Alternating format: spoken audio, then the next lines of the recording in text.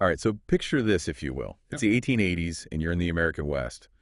But instead of those majestic herds of buffalo roaming the plains, you see this stark landscape.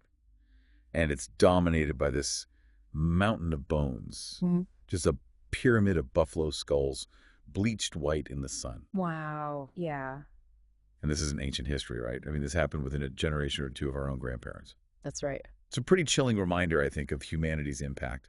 But it also kind of sets the stage for the era we're diving into today, a time of incredible transformation and ambition. Definitely. And we're going to be looking at a president who really embodied both of those things, both that untamed spirit and these progressive ideals of a nation that's trying to find its place, on the world stage, Theodore Roosevelt. It's a powerful image, and it really captures that kind of complex dynamic that was going on in this period. And yeah, we're going to explore TR's life and presidency, drawing on, a fantastic 3-volume biography by Edmund Morris, Oh, yeah. as well as the always entertaining podcast, History That Doesn't Suck. Yeah. I love that show. But we're not just going to rehash, dates and battles. Right. We really want to try to understand the man himself, what made Teddy tick. Right. What made him do the things he did? Exactly. Mhm. His personality, his values, Mhm. the experiences that shaped his actions, and ultimately, the big question. Did he just kind of ride the wave of history, or did he actually change its course? Yeah, that's the question. And what's interesting is that TR's story is kind of like a Hollywood movie. Yeah. I mean, he starts off as this sickly, asthmatic kid. Right. Not exactly what you picture when you think of a rugged outdoorsman or a dynamic leader. Not at all. But he transforms himself, Yeah. through sheer willpower and determination. He really does. He embraces those physical challenges, Yeah. just pushes himself to the absolute limit. Yeah. There's this great anecdote about young Teddy boxing at Harvard. Oh, yeah, I've heard about this. Takes this brutal beating but refuses to back down. And he even insists that his opponent shouldn't be penalized for a punch that was thrown after the bell. It's almost like you see that famous image of him with that, monocle and the toothy grin, but with a black eye and a bloody nose. Yeah, tough guy. Yeah, talk about resilience and fair play. Yeah, it really shows his character, doesn't it? For sure. It's like this ingrained sense of fairness, this refusal to tolerate any kind of bullying. And it really becomes a driving force in his life and, ultimately his presidency. It does. He confronts injustice head on, whether it's staring down a drunken cowboy in a Dakota saloon or, taking on these giant corporate monopolies as the trustbuster. Right.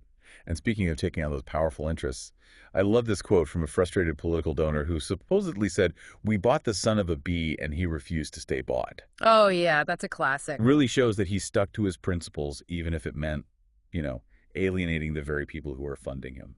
Absolutely. And that quote really kind of perfectly sums up TR's square deal philosophy. Yeah. It wasn't just a catchy slogan. Right. He genuinely believed in fairness for everyone. Corporations, workers, consumers, everyone had to play by the rules. Everyone's got to play by the rules. Okay, let's shift gears a bit and talk about something that seems pretty small, but it's incredibly significant. Pelican Island in Florida. Oh. This tiny little spit of land was facing a big problem, though. Oh. Bird populations were being decimated by hunters. Oh, wow. And this is where you see TR's conservationist streak kind of emerge. So it begins. It does. And it's fascinating how he approached this problem. Yeah. He didn't wait for Congress to act. Right. He just used his executive power to create the nation's first wildlife refuge. Bold move. It was bold, and it really set a precedent, I think, Yeah, that paved the way for the conservation movement that we know today. for sure. And, it wasn't just Pelican Island. Right. Remember that story about the midnight forests? Oh, yeah. What'd he do?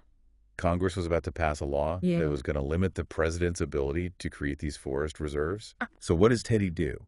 He pulls an all-nighter working with his staff to protect these huge tracts of land before that law goes into effect. He outsmarted them. He did. It was a brilliant move. Wow. He secured this lasting legacy for the American landscape. He did. He had a vision, He did. for protecting these wild spaces. And he wasn't afraid to, kind of push the boundaries a little bit to make it happen. Absolutely. Yeah. Now, when we talk about TR's audacity, we can't overlook the Panama Canal. Of course not. It's this incredible feat of engineering, a testament to American ambition and, technological prowess. For sure. But it's also a story riddled with complexities and controversies. Yeah, for sure. the U.S. played a pretty significant role in Panama's separation from Colombia. Right. And that was a move driven by the desire to control that canal route. Yeah. And of course, the construction itself came at a human cost. Yeah. Especially during the earlier French effort, Right. where thousands of people died from disease and accidents. Yeah. It's a reminder that even TR's most celebrated achievements were often intertwined with these very difficult moral and political choices. Right. This was the era of big stick diplomacy. Yeah. When America was really flexing its muscles on the world stage. Showing its power. Yeah. And the Panama Canal becomes this powerful symbol of America's expanding global reach. Yeah. Its willingness to project power and influence. Absolutely. It's also the time of the Great White Fleet TR's, naval spectacle. Oh, yeah. A clear message to the world, particularly to a rising Japan, that the U.S. was a force to be reckoned with. Yeah, picture these massive battleships gleaming white, steaming around the globe. It was a statement. It was. It definitely got people's attention. It did. But amidst, all this global posturing, TR also had to deal with some very pressing issues at home. He did. And this is where we encounter this really fascinating character, Upton Sinclair, Okay. a socialist writer whose novel, The Jungle, I've heard of this. was intended to expose the plight of workers, Sure. but ended up having this surprising impact on food safety regulations. Oh, wow. Interesting. Yeah. How'd that happen?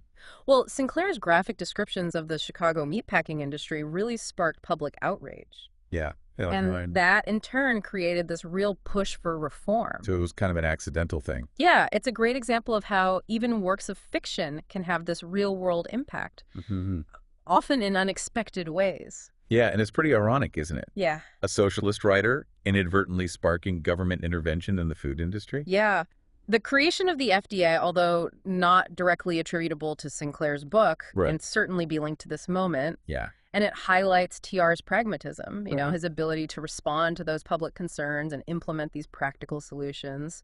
So we've seen TR, the reformer, the conservationist, the trust buster, the global strategist. I mean, he's a complex figure full of contradictions, but undeniably a force to be reckoned with, a man who left a huge mark on American history. Oh. But was he a product of his time or a true visionary? That's a question we'll keep exploring as we dive deeper into the life and times of Theodore Roosevelt. Welcome back to our deep dive into the life of Theodore Roosevelt.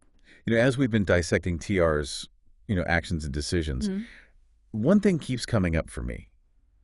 How deeply his personal experiences seem to have shaped his political approach. Yeah. It's almost like his disdain for bullies, which we talked about earlier, wasn't just some personal quirk. It was like this driving force behind his entire presidency. Yeah, and I think you're right on the mark there. That's a great observation. TR's famous square deal, this unwavering commitment to fairness for all, wasn't just some, catchy campaign slogan. Right. It was really deeply rooted in his own experiences, right from his childhood days, facing down those schoolyard bullies, to, witnessing the just unchecked greed and exploitation of corporate power during the Gilded Age. And it's fascinating how even his personal tragedies seem to have fueled his drive to leave a mark on the world. Yeah.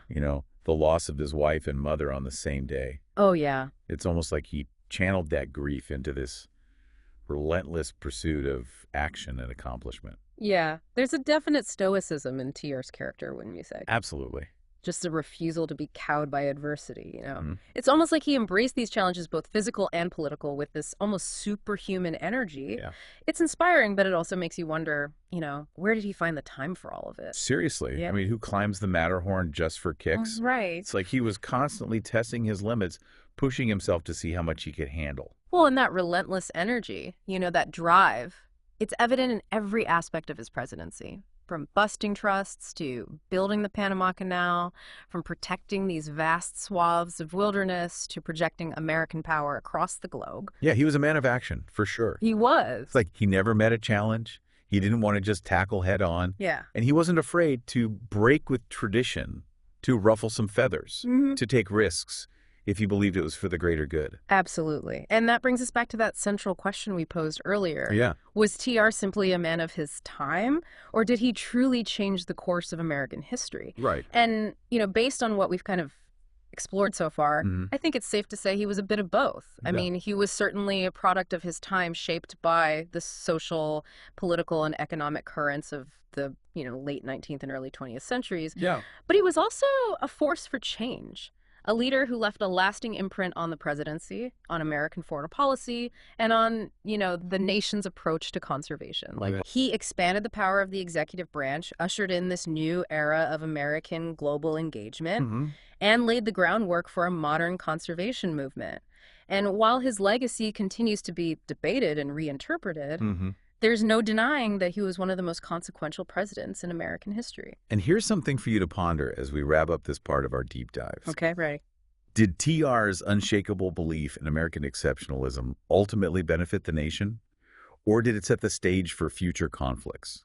Was he a true reformer or simply a shrewd politician who knew how to capitalize on public sentiment? Well, that's a good one. These are the kinds of questions, that historians continue to grapple with, and they're worth thinking about as we consider TR's impact on the American story. You've hit the nail on the head. History isn't about, finding easy answers. Right. It's about asking the right questions, wrestling with those different perspectives, and embracing the complexity of the past. And that's precisely what we've tried to do today in our deep dive into the world of Theodore Roosevelt. We've covered a lot of ground, but there's always more to explore. Oh, yeah. TR's life was just so full of adventure, contradictions and larger-than-life moments. It's no wonder he continues to fascinate us. I think you're right. So, we encourage you to keep digging deeper, Yeah. to read those biographies, listen to those podcasts, and form your own opinions about this fascinating figure. Absolutely. And be sure to subscribe to The Deep Dive for more in-depth explorations of captivating topics just like this one. Until next time. It's striking how TR's personality just shines through, even in the dry details of policy and legislation. Yeah. We were talking about a square deal earlier, and Yeah. it wasn't just some abstract concept to him. Right. It feels like it was fueled by this very personal drive for fairness, Yeah, that's a key insight, I think. You remember those stories from his youth, Yeah. fighting bullies, demanding a fair shake for everyone. It wasn't just youthful bravado. It speaks to this core value that he carried with him, right into the White House. He truly saw himself as a referee, Yeah. ensuring a level playing field for big business, for workers, for the average citizen. And even on the world stage, it's like he applied that same sense of fairness to international relations. Yeah. Like he believed in, a strong hand, but also in negotiating from a position of strength, of being the arbiter of disputes. Like when he brokered peace between Russia and Japan, Oh, yeah. earned him that Nobel Peace Prize. Right. What's fascinating is that he wasn't afraid to apply his principles even to situations where the rules were murky, like the Panama Canal. Yeah, good point. Yeah, the U.S. obviously had its interests, Of course. but he also saw the canal as this benefit to global trade, Right. this way to connect the world, almost like a square deal on a global scale. Yeah, like expanding it outwards. It's almost like he viewed America's role as being the good guy, the one who made sure things were done right, even if that meant bending the rules sometimes, like with those midnight forests. Right, exactly. And this is where that whole concept of American exceptionalism comes in. Yeah. TR genuinely believed in America's, moral leadership, its duty to guide the world towards progress and civilization. Right. Now, whether that was naive or ultimately beneficial, that's still debated today. Yeah. But there's no doubt it influenced everything, Yeah. from his conservation efforts to his big stick diplomacy. So back to our big question. Mm. Was TR a man of his time or a visionary? I'm starting to think it's impossible to separate the two. Yeah, me too. He was shaped by his era, but he also shaped it in some really profound ways. Absolutely. He took those existing tools of power, the presidency, the military, even public opinion, and he wielded them in ways that no one had before. He did. He expanded the role of the federal government in people's lives, Yeah. from regulating food safety to protecting natural resources. It's hard to imagine the 20th century unfolding the same way without TR's influence. Yeah. It's been quite a journey exploring the many facets of Theodore Roosevelt. Yeah, hasn't it? He was this whirlwind of energy and contradictions and bold action. For sure. But beyond the anecdotes and the larger-than-life persona, there are some crucial takeaways, I think, for us today. Oh, absolutely. TR's story reminds us that, leaders can make a real difference, Mm, that individuals can shape the course of history, for better or worse. yeah. It challenges us to think about our own values, Hmm. our own roles in shaping the world around us. And to never underestimate the power of a good, well-aimed big stick. Right. Metaphorically speaking, of course. Of course.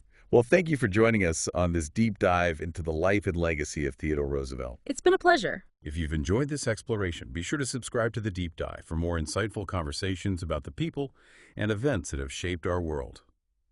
We'll be back soon with another fascinating deep dive. Until then, keep exploring, keep questioning, and keep those minds engaged.